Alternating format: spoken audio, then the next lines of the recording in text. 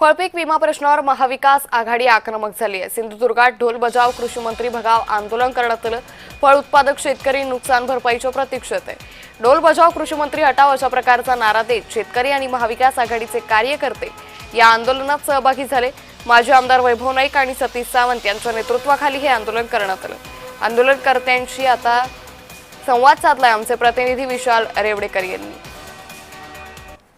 ढोल बजाव कृषी मंत्री हटावचा नारा जो आहे तो सध्या सिंधुदुर्गमध्ये ऐकायला मिळतोय। महाविकास आघाडी आणि शेतकरी वर्ग जो आहे तो एकवटलेला आहे। कृषी शेतपीक विमा जो आहे तो मिळाला नाही, त्यामुळे या ठिकाणी शेतकऱ्यांसह महाविकास आघाडी जी आहे ती आक्रमक झालेली पाहायला मिळते। आपल्यासोबत या ठिकाणी सतीश सावंत आहेत। काय सांगाल, कशासाठी नेमकं आंदोलन चाललंय? सिंधुदुर्ग जिल्ह्यातील आंबा आणि काजू बियाचे साधारण 44,000 शेतकरी आहेत। 14 कोटी रुपये त्यांनी विम्याचे पैसे भरलेले आहेत। साधारण 150 कोटी रुपये त्यांना विम्याचे मिळणे आवश्यक आहे।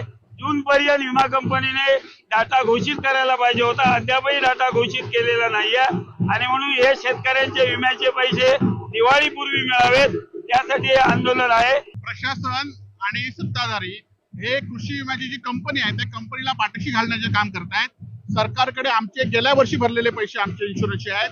जून मध्ये ही सगळी हे झाली प्रोसेस झाली, तरी पण हे पैसे देत नाही। त्यामुळे आमचे शेतकऱ्यांचं कंबरडं मोडलंय। शेतकऱ्यांच्या पैशावर आज सरकार वेगळ्या योजनेमध्ये पैसे चालवत आहे, त्यामुळे सरकारला जागण्यासाठी आमचं हे आंदोलन आहे। आगामी काळात हा पीक विमा मिळेल का, यासाठी हे आंदोलन आपल्याला अधिक तीव्र झालेलं पाहायला मिळत आहे। व्हिडिओ जर्नलिस्ट चित्राज परबचा विशाल रेवडेकर, जय महाराष्ट्र न्यूज, सिंधुदुर्ग।